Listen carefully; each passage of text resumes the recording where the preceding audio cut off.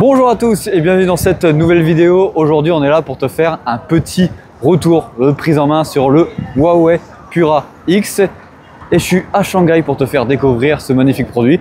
Et derrière moi on a un petit bonhomme en blanc, je ne sais pas si tu l'entends, il est en train de nous faire un petit concert privé pendant qu'on avance et ça c'est beau. Bon en tout cas j'espère que tu vas bien, n'hésite pas bien sûr à t'abonner et à liker, ça te permet de découvrir ce genre de vidéo en avant-première. Je crois que je suis même peut-être le seul français à t'en parler actuellement en vidéo. Il y a peut-être quelques articles en ligne.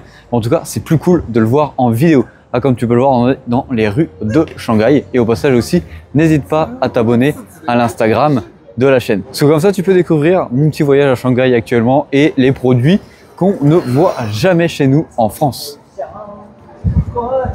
Bon, apparemment, devant moi, il y a toujours le monsieur en blanc qui chante. Tout le monde se retourne en mode qu'est-ce qu'il fait cet homme-là. Bon, alors du coup d'avoir pris en main ce magnifique téléphone, ça fait quoi? Déjà petit rappel de la fiche technique très brièvement. Déjà on a un écran externe de 3,5 pouces et on a un affichage devant au format 16 dixièmes avec un écran en gros qui fait 6,3 pouces avec une qualité de 2120 par 1320 pixels. Donc si tu le comprends bien, on a un format d'écran qui est beaucoup plus traditionnel et beaucoup plus proche du format qu'on filme par exemple avec une vidéo YouTube. Apparemment là, il y a les petits Chinois qui viennent de passer. Ils se sont tapés une barre du mec qui était devant moi, qui était en train de chanter dans la rue. Ce que je disais, on a un format quand même beaucoup plus classique pour un format multimédia, que ce soit même pour lire ou même tout simplement pour regarder des vidéos. Donc ça s'annonce intéressant. Du coup, si tu l'as bien compris, on a un écran beaucoup plus large qu'un Z Flip 6. Là, tu vois la différence de taille entre le Flip et le Huawei Pura. Voilà, c'est un factice, mais tu as les vrais à côté. Mais tu vois carrément une différence. C'est quand même beaucoup plus, j'arrive pas à ouvrir ton téléphone, beaucoup plus confortable que le Flip. L'écran est quand même beaucoup plus confortable hein, sur le Pura. Et sur les deux écrans qu'on a, devant on a un écran OLED et un écran OLED aussi à l'intérieur du téléphone qu'on vient l'ouvrir, tous les deux LTPO, donc du coup écran avec variation tout simplement de rafraîchissement. Alors du coup, quoi en penser vraiment de ce téléphone là pour cette première prise en main? Et ben je vais te le dire clairement, c'est pour moi le bon format au format Flip. Voilà, c'est clairement un régal. C'est vrai qu'au premier abord comme ça, à regarder le téléphone, tu pourrais dire c'est assez spécial. On a un écran plus large que d'habitude, mais c'est clairement le bon format. C'est bien mieux qu'un format Flip que tu peux avoir traditionnellement chez les derniers Xiaomi ou encore chez les derniers Galaxy tout simplement. Concrètement, ce format-là est quand même beaucoup plus pratique, beaucoup plus agréable car il est beaucoup plus large qu'un Flip si tu l'as bien compris. La lecture est quand même beaucoup plus simple et beaucoup plus agréable. Là, je pense que je vais louper le passage piéton. Oui, je fais une aparté. Je suis en train de louper le passage. J'ai plus le droit de traverser. Comme ça, je te fais découvrir un peu vite fait Shanghai en même temps. Voilà, un petit Puma là-bas. Ce que j'étais en train de dire, c'est que tu as une lecture qui est quand même beaucoup plus confortable. Déjà, tu as le clavier aussi qui est beaucoup plus confortable parce qu'il est beaucoup plus large et tu te trompes pas tout simplement avec ton clavier. Parce qu'avec ton clavier, si tu as un Z Flip, tu dois sans doute le voir. Quand tu cliques sur le clavier et que tu fais quelques lettres, des fois tu mets des lettres en plus car le clavier est beaucoup plus petit vu que c'est beaucoup plus réduit et là tu ne le fais pas car on a un format beaucoup plus large et qui se rapproche beaucoup plus d'un format classique d'un téléphone. Donc ça c'est agréable. Pour t'imaginer les choses, on va dire que le clavier ou même quand tu utilises le téléphone c'est pratiquement aussi large qu'à l'époque avec ton BlackBerry.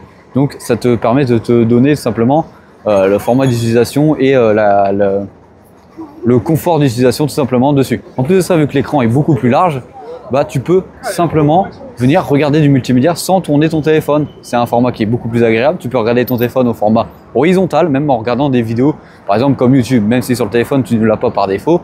Voilà, tu peux venir regarder des formats vidéo classiques. Avec le téléphone au format horizontal, c'est beaucoup plus agréable. Alors du coup, les finitions du produit, c'est dans le style de Huawei tout simplement. Donc on a une finition propre et qualitative. On a des arrondis tout autour du téléphone, c'est pas des bords plats. Et en plus de ça, c'est assez brillant et le téléphone est plutôt léger, donc ça va. Dans le magasin de Huawei, j'ai pu voir toutes les couleurs qui sont proposées par Huawei tout simplement sur le produit. Ils sont plutôt jolis dans son ensemble, mais il y a deux couleurs qui se distinguent selon moi. C'est la couleur jaune avec un effet cuir à l'arrière et la couleur rouge aussi avec un effet cuir à l'arrière. Je te laisse découvrir mon avis sur celui-ci en direct parce qu'en vrai c'est plutôt pas mal. Je t'avoue que j'ai un petit penchant pour la couleur rouge. Là on est sur la couleur que je préfère, la couleur rouge. Elle est juste incroyable je trouve.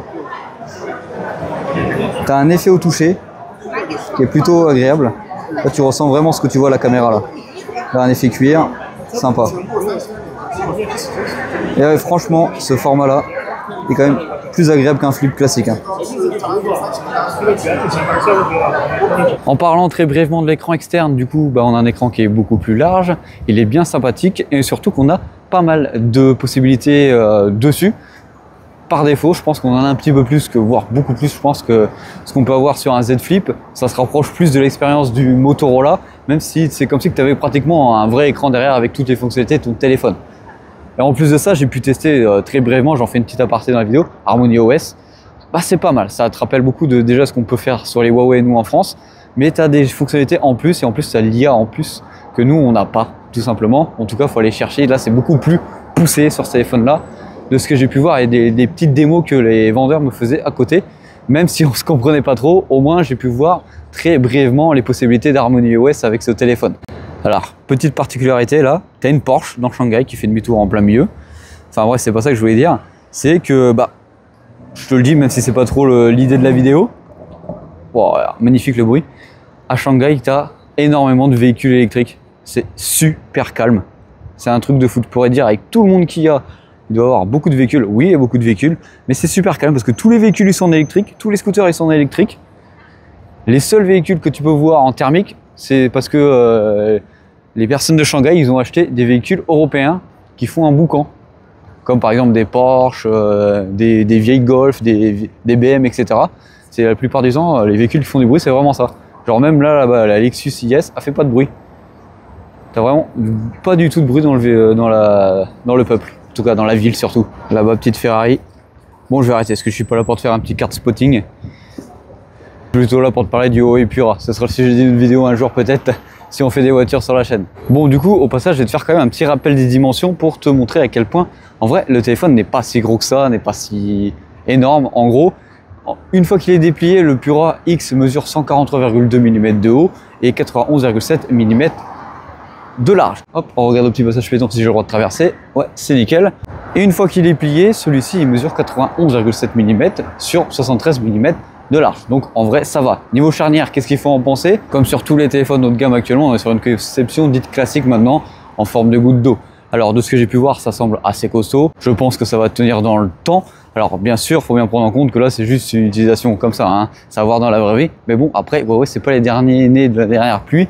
Donc niveau charnière, je pense que ça tient largement au vu du nombre de téléphones qu'ils ont fait là-dessus. En plus de ça, quand tu commençais à le plier un petit peu, tu ressentais quand même de la résistance et ça c'est plutôt bon signe sur la qualité au niveau de la charnière du produit. Là-bas, petit clash G qui passe. Mama, ça c'est pas du électrique ça. Oh petite Mustang qui montre le bout de son nez. Bon, maintenant on va parler de la photo. Mais avant de parler de la photo, je suis en plein milieu d'un carrefour, je vais te montrer à quoi ça ressemble, les grandes rues ici. Regarde là-bas. C'est éclairé vraiment de partout dans Shanghai. Là, on est en plein milieu, on attend. De l'autre côté, tout simplement, qu'on a le droit de passer. Le petit gendarme là-bas qui va nous dire vous avez le droit d'y aller. Puis de l'autre côté de la rue, avec encore un petit building ici. On n'est pas à l'endroit où on a tous les gros buildings parce que c'est là-bas derrière. Ah, ça y est, on a le droit de traverser. Est-ce que tu faut traverser? T'as 20 secondes, pas plus à peu près à chaque fois. Bon, du coup, niveau photo sur ce téléphone-là, on va faire un petit récap des capacités photo. À l'arrière, tu vas retrouver donc 3 modules dans le même style que les Huawei P30 de l'époque. Hein. Ça, c'était un excellent téléphone quand je l'avais. Tu vas retrouver un capteur grand angle de 50 mégapixels avec une couverture f1.6. Tu vas retrouver aussi un ultra grand angle de 40 mégapixels et un téléobjectif de 8 mégapixels avec un zoom optique 3.4. Alors, du coup, quoi en penser avec ce que j'ai réellement vu du téléphone? Alors, comme d'habitude, là, on est vraiment sur une prise en main très rapide. Dans l'ensemble, c'est vraiment très correct. Les photos sont dans le style de Huawei. Oh, une petite Maserati Quattro Porto qui vient de passer. Si je me trompe pas, ou peut-être Grand Turismo, enfin bref, c'est pas le sujet. Le mec il est tellement déconcentré par chaque voiture qui passe. Du coup, on est sur le style de Huawei en photo, donc c'est vraiment proche de la réalité et ça c'est assez remarquable, c'est ce qu'on aime tout simplement. Dessus, on a un zoom qui semble assez bon vu qu'on a un zoom optique 3.5. De ce que j'ai pu voir dans le magasin, jusqu'en zoom x5, c'est plus que correct. À voir un petit peu plus, mais pour l'instant, pour un téléphone pliant, c'est déjà mieux que la plupart des téléphones pliants de ce que j'ai pu voir. Du coup, en selfie, qu'est-ce qu'il faut en penser? J'ai pris 3-4 photos, ça va, c'est bon. C'est toujours dans le style de Huawei, donc en vrai, niveau photo, Huawei, faut toujours se dire que c'est plutôt bon. Et surtout que les photos sont agréables à regarder, c'est ça qu'il faut savoir. Alors du coup, pour récap, j'ai changé de main parce que j'ai mal au bras, j'ai pas l'habitude de faire des vlogs. Ouah, petite Ferrari! Et fuite, Tributo si je me trompe pas. Bon, percé dès qu'il voit une voiture. Parce que oui aussi je suis fan d'automobile. Enfin bref, du coup niveau photo, de ce que je peux voir, c'est largement meilleur qu'un Z Flip 6. En tout cas c'est beaucoup plus polyvalent parce que là au moins ils intègrent un téléobjectif alors que sur Z Flip il n'y en a pas, ils préfèrent mettre un grand angle. Mais bon, là tu as 3 capteurs, donc c'est vrai que c'est beaucoup plus polyvalent et ça c'est cool. Alors du coup, question qu'on pourrait se poser, est-ce que c'est possible de le commander et de le faire importer en France pour l'utiliser? Ça j'ai demandé ça au vendeur qui avait là-bas, avec mon anglais incroyable, qui est toujours incroyable. Bon, il est nul à chier mon anglais. Enfin bref, de ce que j'ai compris, en gros le téléphone il tourne autour des 1200 € si tu l'achètes là-bas, en tout cas ici. Et il m'a dit en gros, oui en théorie c'est possible de l'utiliser en France avec les opérateurs, parce qu'il m'a clairement montré les opérateurs qu'on avait en France, donc Orange, Free et SFR Bouygues. Mais il m'a dit la 5G ne marchera pas tout simplement. Mais de ce que j'ai compris, en gros si tu le commandes, tu peux venir l'utiliser sur les réseaux français. Après ça bien sûr ça va prendre avec des pincettes. Alors du coup, conclusion sur ce produit là, je pense que Huawei sont sur la bonne voie, c'est vraiment un format à adopter. Sur les formats flip, là tu me vois presque plus parce qu'il fait totalement noir. Du coup, bon format, très agréable à utiliser. En vrai c'est agréable d'avoir quelque chose de beaucoup plus large qu'un Z Flip, c'est vraiment ce qu'on peut reprocher à un flip, ouais, c'est que l'écran est vraiment trop large. En gros c'est un mix entre le fold et le flip, voilà, pour t'imaginer les formats. Et je pense que c'est le bon milieu. Voilà, on arrive sur la fin de cette vidéo. Comme d'habitude, j'espère qu'elle t'aura plu. Dans cette petite vidéo tournée dehors dans Shanghai. Regardez-moi ce trafic. Ça traficote avec les tours là-bas derrière. Bon allez, comme d'habitude, c'était Hugo sur la chaîne Gigatop. Allez, bisous.